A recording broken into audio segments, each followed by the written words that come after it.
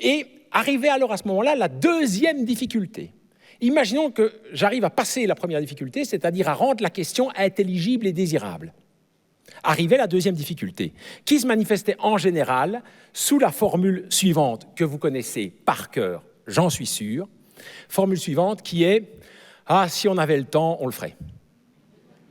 On aimerait bien, si on avait le temps, mais vous comprenez, avec tout ce qu'on a, on n'a pas le temps. La question du temps, question étrange dans une époque qui n'a jamais eu autant de temps libre grâce à ce que font les machines pour nous et qui n'a jamais eu l'impression autant de manquer de temps. Ah, si on avait le temps, avec cette espèce de paradoxe qu'on retrouve dans le corps enseignant d'une autre manière quand on est formateur, je vais le dire en souriant, correspondant au psychisme de certains enseignants, que j'appelle moi un peu le psychisme de l'anarchiste soumis, qui est, par pitié, donnez-nous des outils pour qu'on puisse vous dire que vous n'y connaissez rien parce que c'est nous les pédagogues.